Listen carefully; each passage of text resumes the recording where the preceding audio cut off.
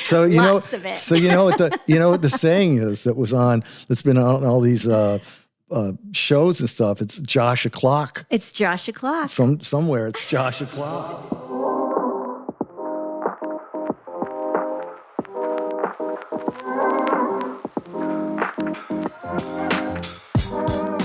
Hey everyone, this is Julie Wake from the Arts Foundation of Cape Cod. Welcome to Season 6 of the Creative Exchange Podcast. We continue our celebration of artists, arts leaders, and the brilliant minds shaping the creative landscape. From painters to performers, writers to visionaries, we delve into the diverse world of creativity to discover what it truly means to be an artist in today's dynamic and ever-evolving landscape. I hope you'll join me on this creative journey. And if you like these conversations, leave a rating or a review, share with a friend, help us shine a bright light on our creative corner of the world here on Cape Cod.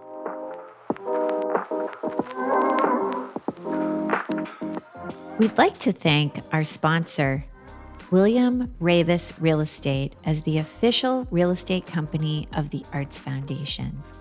We'd like to thank our sponsors, the Cape Cod Melody Tent, the Kelly Foundation, the Woods Hole Foundation, and the Cape Cod Foundation. We couldn't do it without your support. We'd like to thank Bank 5 and the Cooperative Bank of Cape Cod. Thank you for supporting the arts.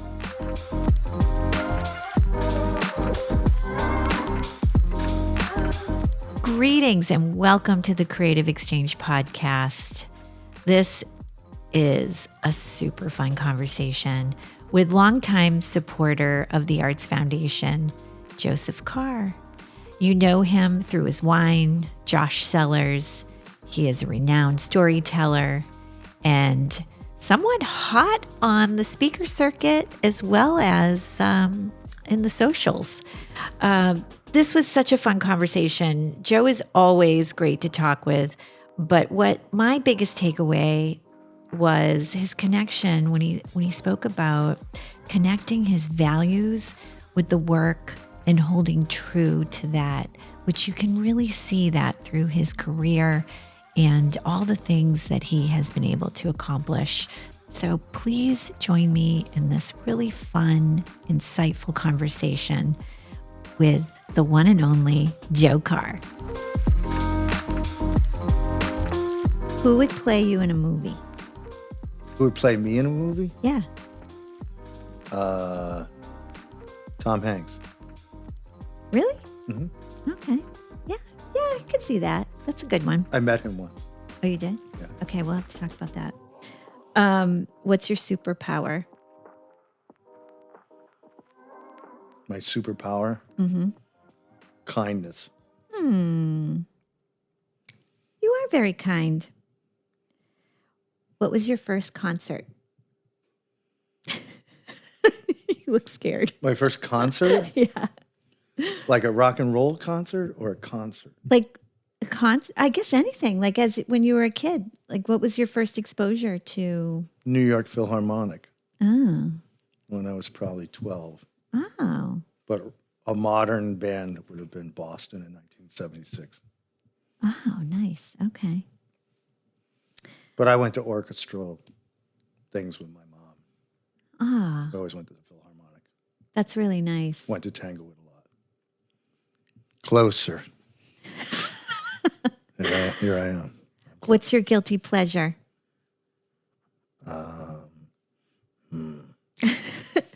Don't be creepy. There's so many. I have to catalog them. My guilty pleasure would be chocolate ice cream. I wouldn't have guessed that. Late at night. Late. Yeah. Very, very late. Can you keep a secret? Yes. Okay. Depends on the secret. It depends who you're talking to. Exactly. Tom Brady or Bill Belichick? Tom Brady. Yeah. Me too. Dogs or cats? Dogs. What are cats? I know you have a secret. love for cats. No, I don't. I know you do. My You deny it. My grandmother had 28 cats. Ew, Yeah. that's too much. It was too much. That's 27 too many. Yeah. No, dogs. We're dog people. I have a dog people hat. Oh, yeah, you do. And you have a dog. I do. Yeah, Molly Moo. Molly Moo. So, Joe, thanks for inviting us into your home here on Scargo Pond. Scargo Lake. Scargo Lake here in Dennis. We're above your garage in this new space. And I think I might make it our new podcast studio because it's so nice. So thank you for having us here. Yeah, it's full of art that I've collected over the years, and they all have stories. And it's my space to come and write and do lots of things. So we know you as a winemaker, but I know that you have many other interests. You're a very creative person. And I also think it's really interesting that you're a winemaker and that I think of wine and the drinking of wine as a cultural experience, as, a creative experience. How do you feel about, was that kind of your goal? Like what interested you in the wine process? Well, technically, and what I call myself is a wine producer as opposed to a winemaker, because I'm not a trained winemaker. I never have been. But as a producer, I kind of look at it as maybe theater or film, where you bring all kinds of people together and they share your vision. So I have a vision about wine producing and style and pedigree and things like that. So I have hired very, very good, very professional, world-known winemakers, and then I work with marketing people and artists and web designers and growers, people that produce barrels. And I really bring everybody together, and we sit down and we talk about the process and how long it takes. It takes a very long time. It takes to produce a bottle of wine, which we make in Napa Valley, takes almost 2 years. That's just the wine itself. Then all the other aspects of it can take, that long, hopefully shorter than that. Right. But how do you stay true to the vision with all these people involved? well, I mean, well, first off, you find people that believe in you, and you define yourself like I defined the first wines I made as balanced, sophisticated, complex, and approachable. So I throw those 4 words out. And if the people I work with, that's the 4 words that they work with. That's what they think about.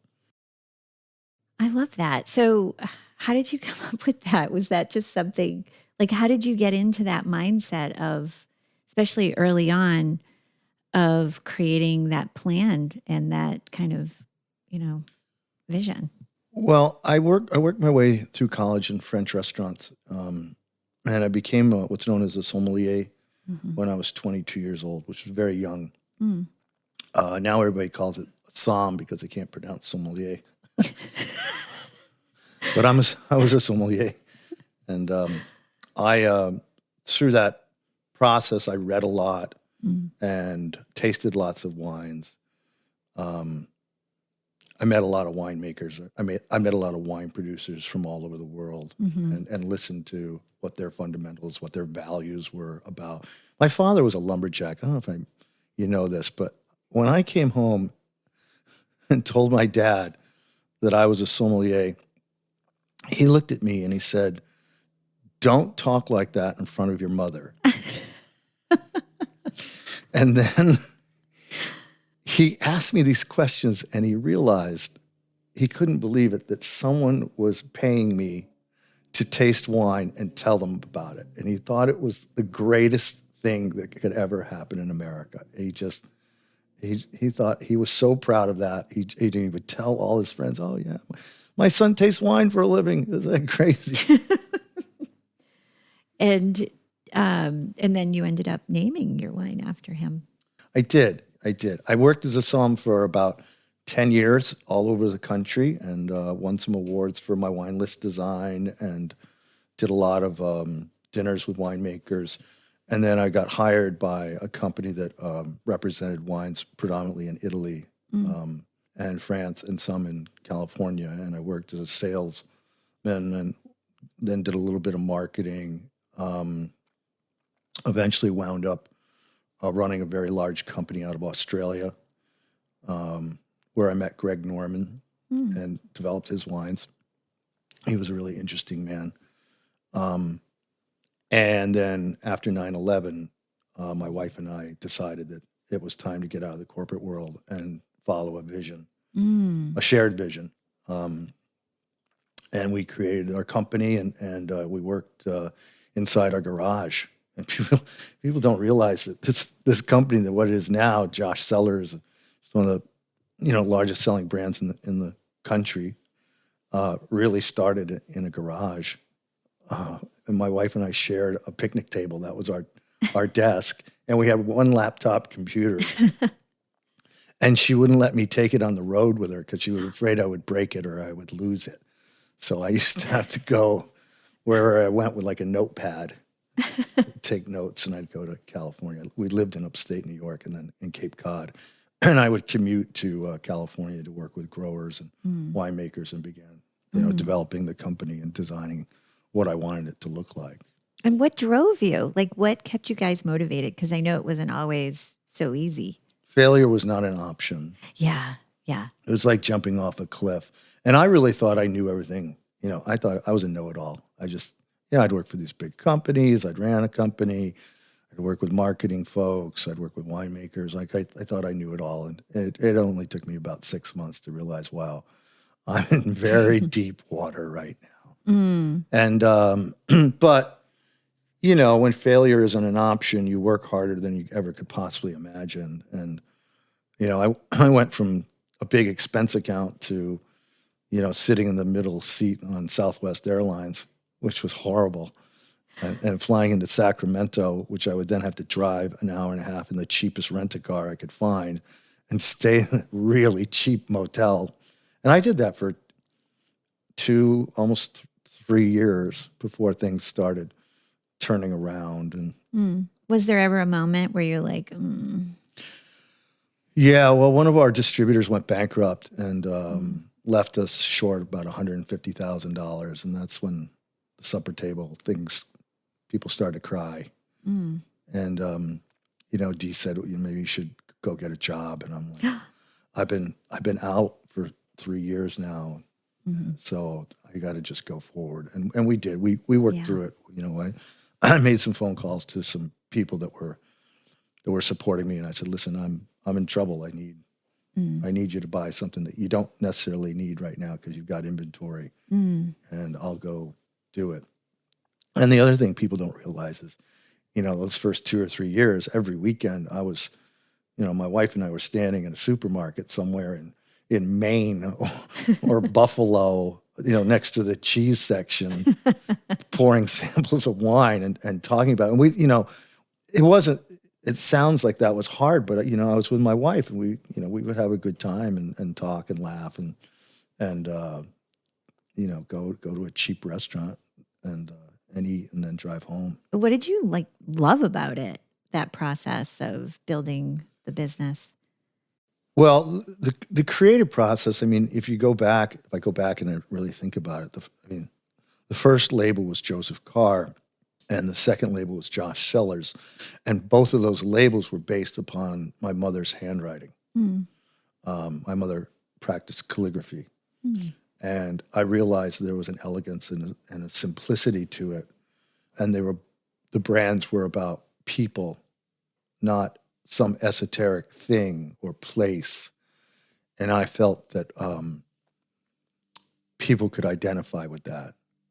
It was a message that was clear. Okay, I'm Joseph Carr, and this is Cabernet Sauvignon from Napa Valley, not some crazy weird thing about a mountain that nobody's ever seen or anything like that. So you either like the personality, you don't. So the artistic process, we designed the labels, I designed the website.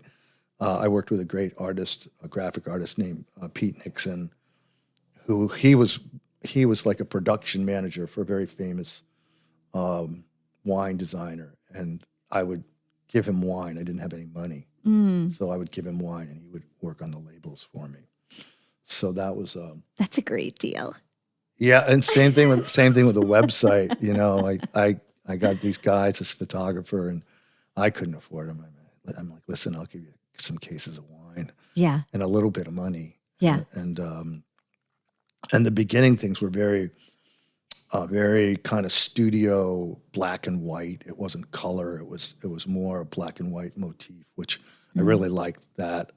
I realized as time went on, you had to have something that popped a little bit. So we migrated to color. I studied art history in college. I studied art history. I studied theater, and Did that feed into the passion for the wine, and that it just opened up the kind of I think. world?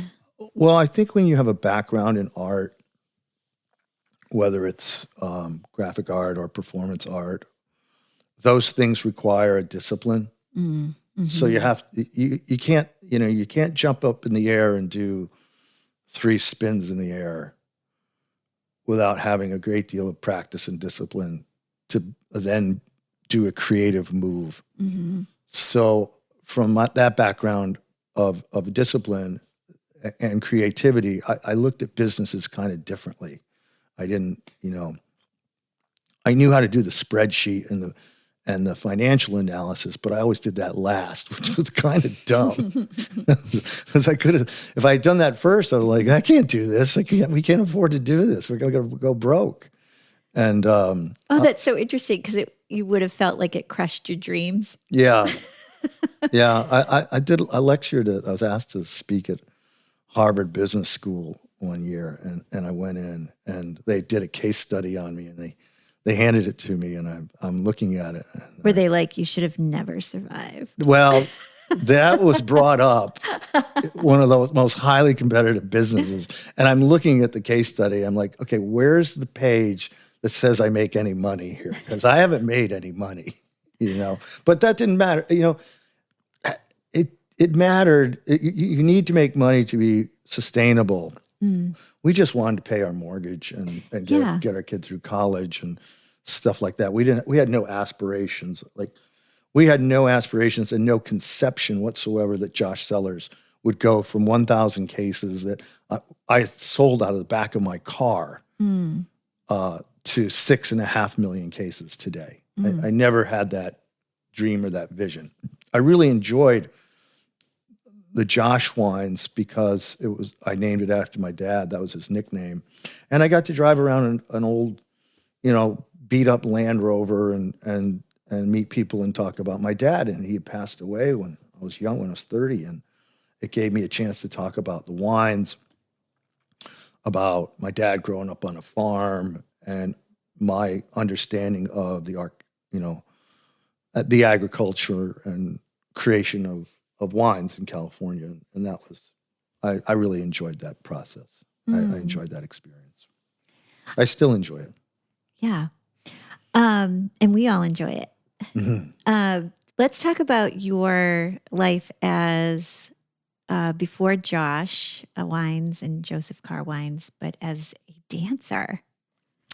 Yeah. So I got into college on a wrestling recommendation. I was captain of the wrestling team and ranked in the state of New York. And I was going around to all these Division I colleges to see if they wanted me to come wrestle there. And every college that I went to had an All-American, and they beat the snot out of me. And I'm like, I'm not going here for 4 years. This is crazy. So Geneseo State, which I didn't really know about. I knew about it because my music teacher, Joanne Peterson, I sang in church choirs, and I sang in college choruses and did musicals. And she actually wrote me a letter of recommendation to this school, as did the wrestling coach. I got there, and about 2 weeks after I got there, they dropped the wrestling team. Yeah, that wasn't good. I'm like, I don't know what I'm going to do. And I spent time in the arts building. I would always walk around the arts building because, in a way, I wanted to be an artist in some way, shape, or form. But I didn't know whether am I going to be an actor or am I going to be a writer? Or, was it because you felt that those were your people, or you were just yeah? Like I was in? Yeah, I fit in. I mean, everybody was very accepting. Mm-hmm. And it was a very creative space. And the people that I went to school with, there were some very talented people who went on to have very good professional careers in television and dance. But anyways, I'm walking down the hallway, and I've got my wrestling jacket on. It's got all the patches of all the tournaments I won. And this lady comes up to me, and she just grabs me by the arm. Her name was Nona Sherman, and she was an original member of the Humphrey Weideman dance company in the 1930s. Really, the forerunners of modern dance, and she danced with Jose Limon, and she knew Martha Graham, of course. And she was probably in her 70s when I met her, and she pulled me right into a dance studio and told me that this is where you're supposed to be, that this is where you need to be. And I didn't understand, I danced a little bit in high school at a musical, but I never had any formal dance training, whether it be ballet or modern or jazz. Yeah. Tap, nothing like that. And she said, this is where you need to be, and I'm going to open this door for you.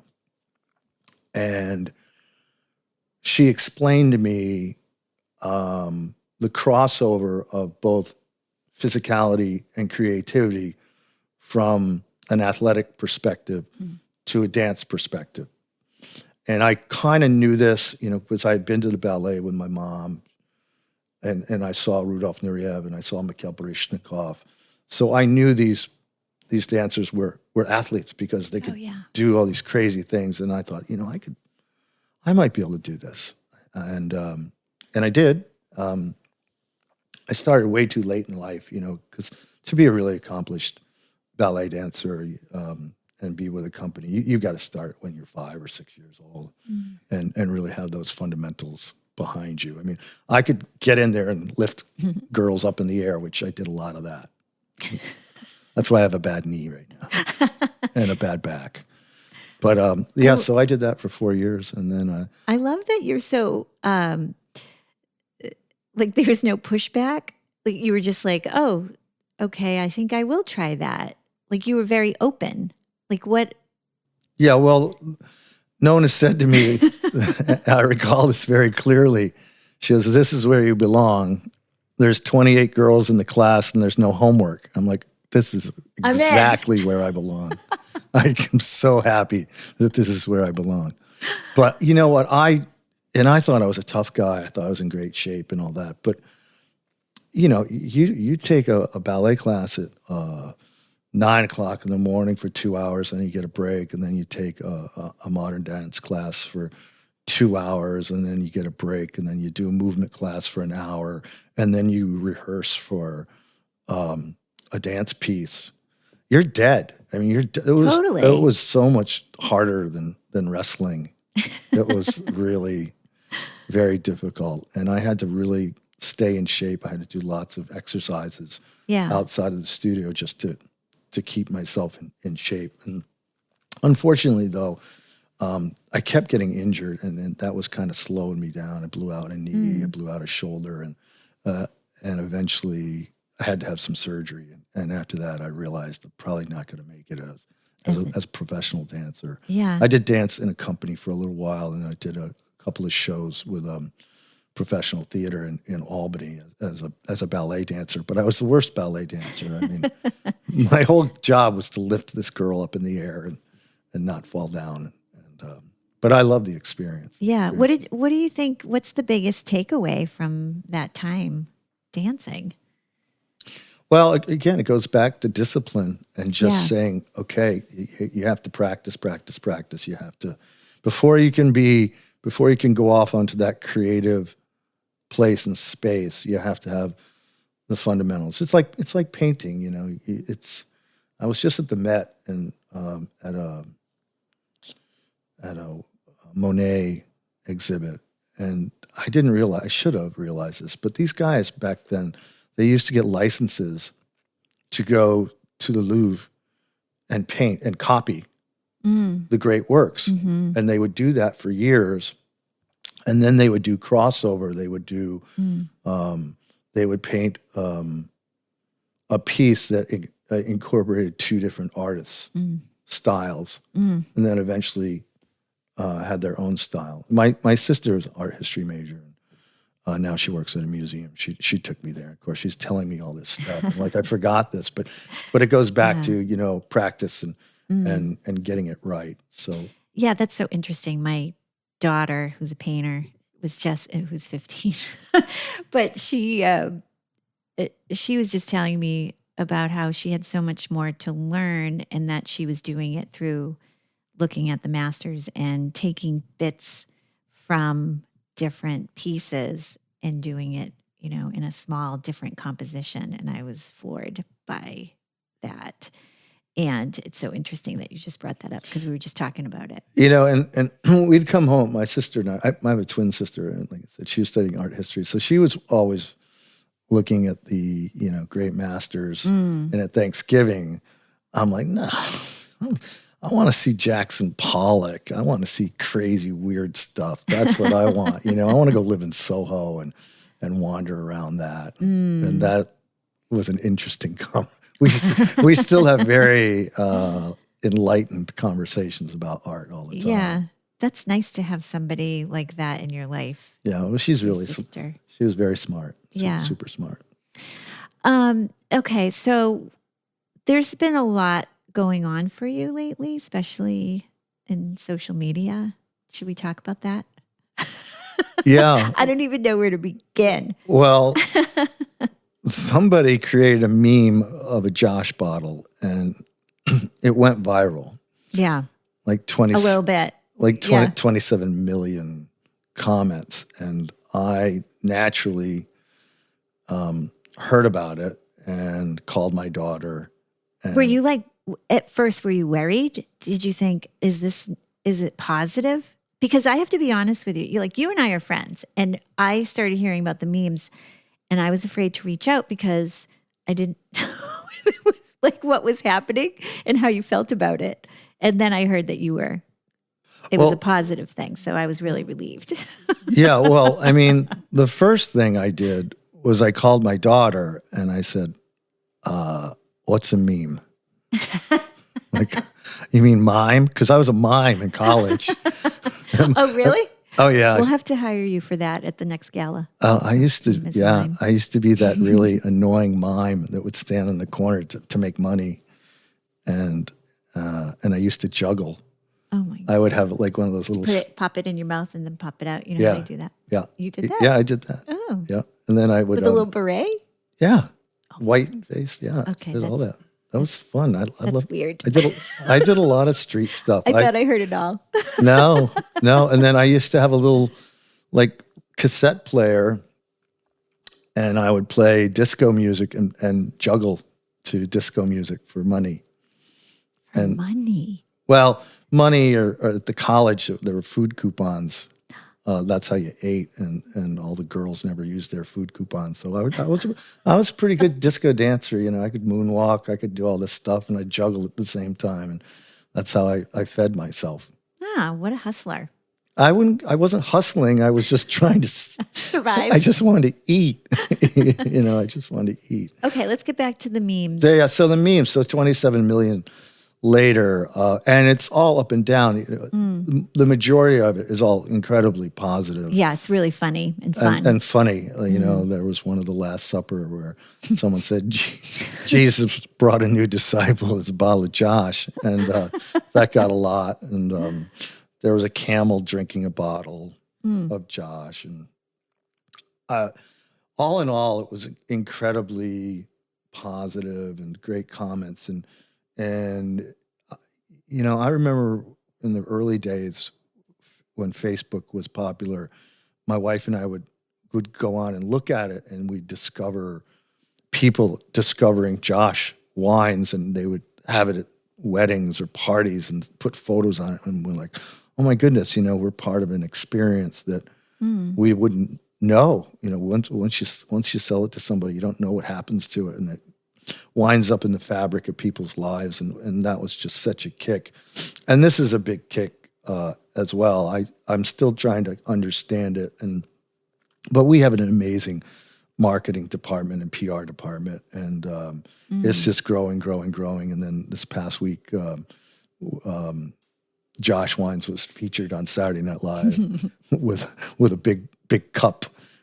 You can fit an entire bottle in the cup. We're going to buy a lot of those cups actually and give them to people. Oh, the Stanley Cup, the big Stanley Cup, but it's going to say Josh Sellers on it. You need a Josh cup. A Josh. We're making them as we speak. That's hilarious. Yeah, why not? I mean, have fun. Life's supposed to be fun. You're supposed to laugh. There's so many terrible things going on in the world right now. And one of the things about Josh Sellers is for that brief moment, you get to share a glass of wine and a story or a laugh or something like that. And that brevity is paramount. I love that the memes and all the funny and the stories and stuff it's been really fun to watch. But I really find it amazing. Like, you're really into storytelling, and I feel like that's played a really strong role in the brand. And now like there's a gazillion wines. Like, why do people pick Josh to do this? And do you think it has a lot to do with that accessibility, that it's part of kind of the culture right now? Yeah, I mean, the wine brand was always designed to be, again, approachable. Some people don't think there's a Josh. Some people think it's all made up, but it's not. It was named after my dad as a tribute to my father, and it was his nickname, and it's kind of become my nickname. I go into a lot of stores and people say, hi Josh, how you doing? And I'm like, I'm doing pretty good. Yeah. Yeah, people recognize authenticity, and people see through bull, winky, and you can swear. Yeah, bull winky. Okay. And I think young people especially look at this and say, hey, this is good. We don't have to overthink this. Right. And there are a lot of naysayers like, oh, it's under $20. It's not that good. And I'm like, well, then that's okay. Don't drink it then. Don't. Yeah. It's all right. Right. I mean, if you want to really compare wines, sit down with me. I know a lot about wine. I'm not trying to be snobby or any way, shape, or form. We wanted to make wines that people could have. We didn't want to make wines that were only available to 1% or 10% of the population. And Josh Sellers in particular, I mean, 90% of the wine in the world is under 20 euros. So this type of wine would be completely accepted in Italy or France or Spain and consumed weekly, and that's what I wanted. Yeah. I mean, I could make expensive. Listen, of course if you got a bunch of money, anyone can make a wine from Napa Valley that'll get a 95 score and cost $300. And if you got the money to do it, you can pick up the phone and get Philip Melikey or some other hotshot winemaker and buy grapes at $30,000 a ton from Tocalin or something like that. And I've done that. I did that. I had a brand called Dylan's Ghost where I made expensive wine. I would consider it somewhat expensive, but I did it under what's called a nom de guerre, which is what writers use as another identity. I didn't put Joseph Carr. I love that wine, by the way. Label. I know, it's really good. It's so good. It's based on the poetry of Dylan Thomas. That's where it came from. So back to the Josh and the accessibility and the storytelling, I feel that is such an important part of who you are as a human in the world, and that it's just nice it's more fun, I can imagine, to bring it to more people than just to the few. Yeah. I've always called myself a raconteur. I always like to tell stories because I grew up in a very small town, and we only had two channels on the television, and I was in trouble all the time, so I wasn't allowed to watch TV. But my father would always hold court in his garage or around the supper table, and people, relatives and friends would come in, and they would just tell all these great stories about, what happened. You see where that cow got loose? Got to go track that thing down. And what about that fire? And Aunt Thelma's drinking again. And So did you? oh no! Were you Is Aunt Thelma drinking again? Oh yeah, yes sir. Did you know as a kid that these were such important stories that you would bring forward? I probably didn't at the time. I mean, they were just part of my culture. I kind of took them for granted. And then I wrote a lot about them. I wrote a lot of these stories down in college because I was taking creative writing and talking about lumber mills and the woods and what you experienced there. And a lot of my friends were kids from the city, and they didn't that was a kind of an experience to talk about, to go up into a hollow and be there by yourself and hear nothing. It was really very, very cool. Mm-hmm. But so, yeah, I'm writing a lot. I wrote a lot. I posted a lot of things on Facebook when my wife got sick as a kind of a therapy and talking about that journey, which was very personal. But I thought in writing about that journey, the others that might be going through that or are in a relationship could understand what love is all about. And so it was painful, but it was also very therapeutic. And it also allowed me to kind of practice. I wrote almost the whole thing sitting in the waiting room at Dana-Farber. And then I'd read the stories to my wife. And my wife was an English major, and she'd say, well, you got to change that. Fix that. You can't end with a preposition. I'm like, what's a preposition? So I changed it. So you changed it. So what's happening now besides all the memes? Do you have new wine coming out? Yeah, we have a new wine, which is a creative kind of artistic theme called Force and Grace, which was based in part on my life. And it has, the core of it is really the winemaking, which is the force of, we call it the force of nature in Napa Valley. A great winemaker, Jean Hilfiger, who's Swiss, who I met a couple of years ago. And at first I was resistant to do it because I didn't think there was another chapter in my life, but he totally convinced me after tasting the barrel samples. And then I realized that there is another chapter in Joseph Carr, and the wines are out. The labels are beautiful, flowing, certainly reminiscent of a theatrical dance component. Yeah, the label looks very theater. Yeah, it is. Movement. It's beautiful. Well, it is about movement, and then although the Force and Grace is about the vineyard and the grace of winemaking and my story, but it also reminds me of my wife because, my wife was the force behind my whole career, and she had the grace to forgive me. Thank goodness when I screwed up, and I kind of pivot through those three themes when I talk about these wines, and then the wines themselves are they're world class. They're beautiful, beautiful examples of what can come out of the Caneros, Napa, and Paso regions of California. So I'm actually very, very excited about it. They're much smaller production. They're more of a boutique offering, but it'll build. It will never be Josh Sellers. Yeah, it's another chapter. It's another chance. Do you have a vision for it? So far, people really, really like it.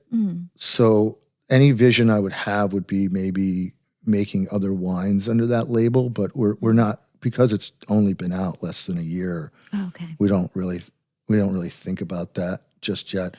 One of the things that we do want to do is, because it has a really nice artistic component to it, is we're trying to take it to art venues and support art groups. And we've always been a supporter of the Arts Foundation.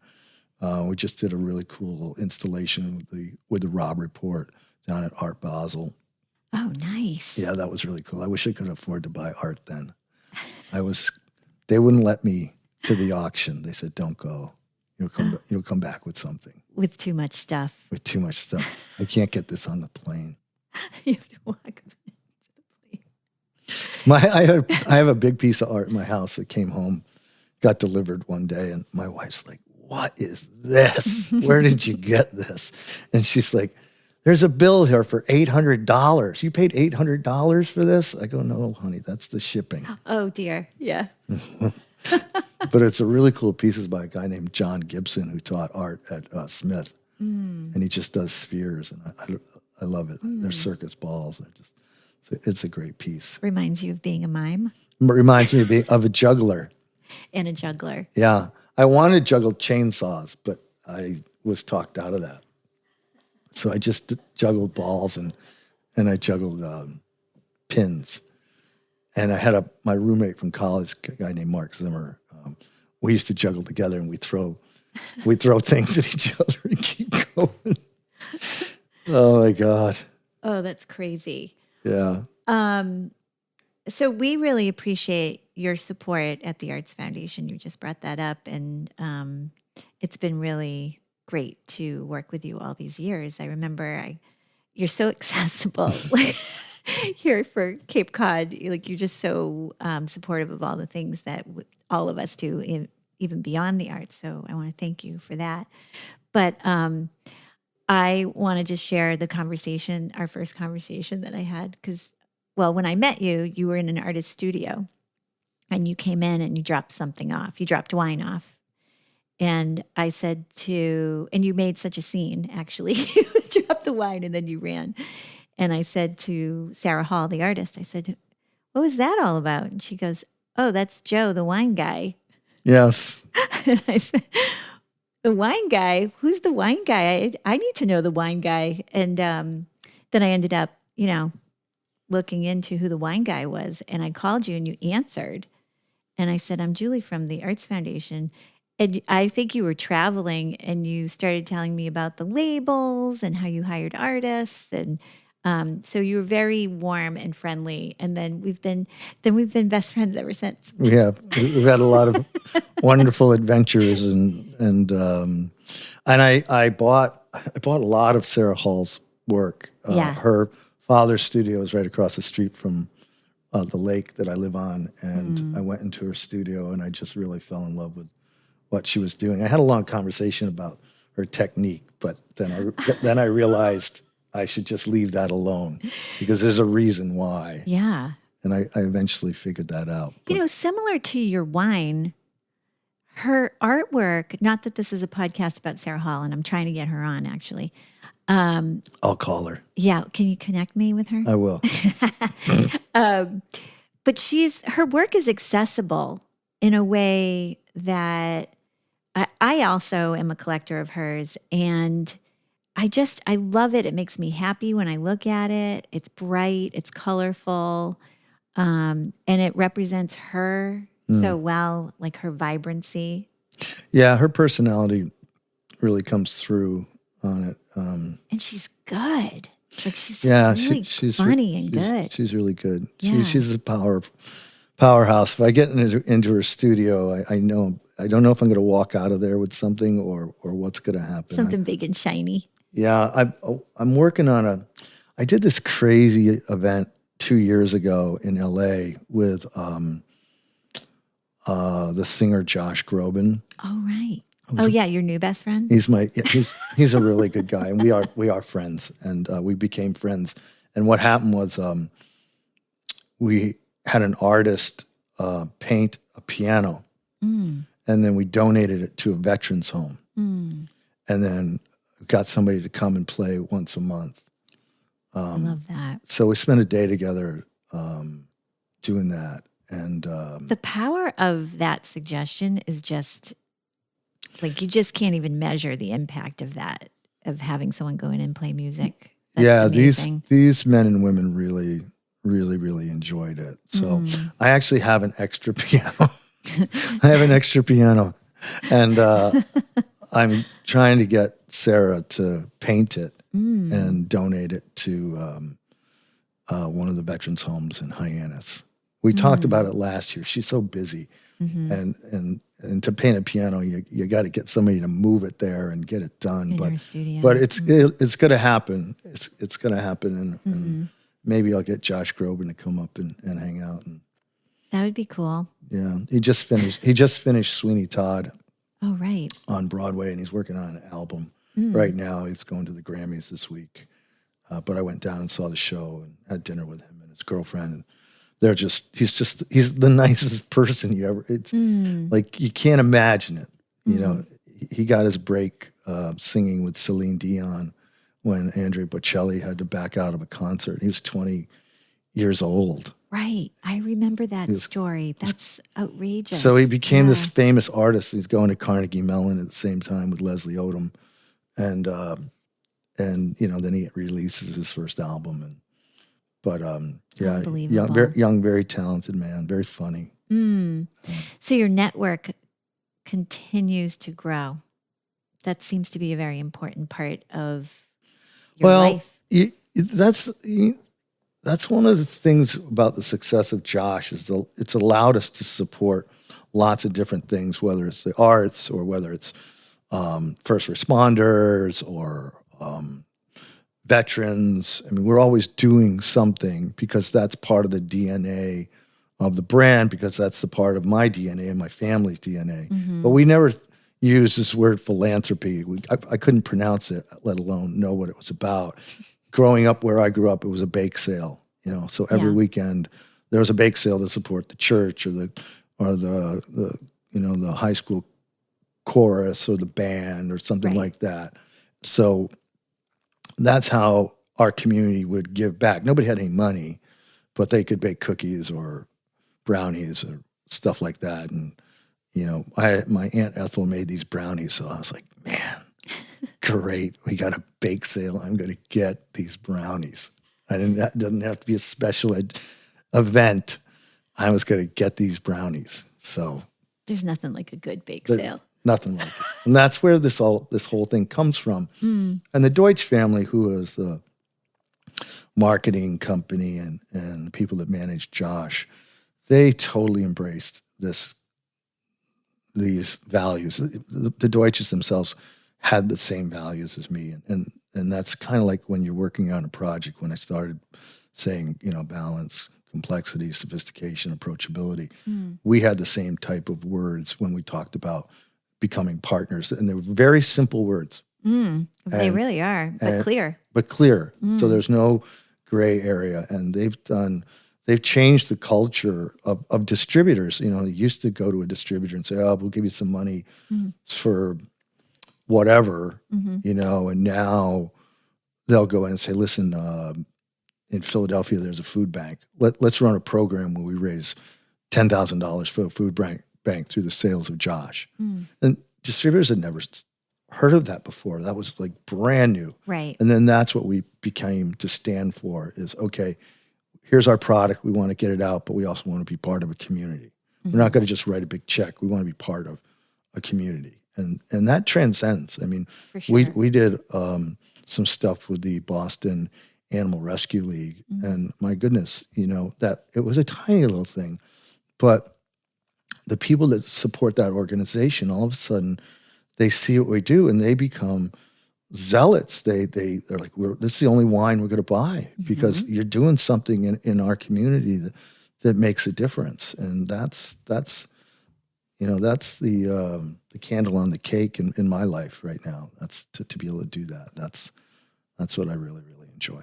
I love that because I feel like I've done that with Josh because of the support that the family has given the Arts Foundation. You just like to drink a lot of wine outside. on Friday, 4:00. So Lots of it. So you know what the saying is that's been on all these shows and stuff. It's Josh o'clock. It's Josh o'clock. Somewhere it's Josh o'clock. Josh o'clock. Or they say, "Oh, what are you doing Friday? Oh, I'm hanging with Josh." They don't say they're opening a bottle of wine. "Oh, we're just going to hang with Josh." "Oh, can we hang with you too?" Yeah, come on over. I love it. Josh will be here. So I have one last question for you. And you kind of already answered it because I feel like you're so clear about what you like to do and how you've done it. But what kind of advice would you give for life, following a dream, following your passion? Like what would you give? Stay true to yourself. Yeah. Look at yourself in the mirror every morning. Don't kid yourself.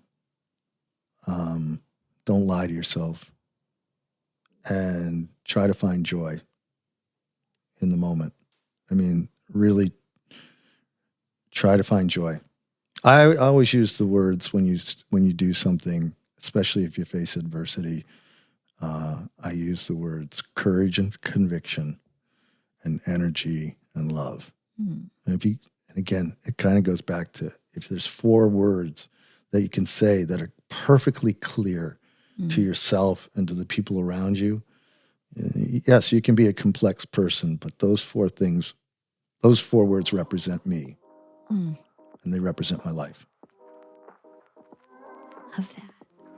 Well, thank you for taking the time to talk to us today. You're welcome. Can I open a bottle of wine now? Because I'm really It's Josh o'clock. It's Josh o'clock. Okay, let's do it. All right. Thanks. Hosted by Arts Foundation's Executive Director Julie Wake, the series is an ode to the artistic process and its unique manifestation on Cape Cod and beyond.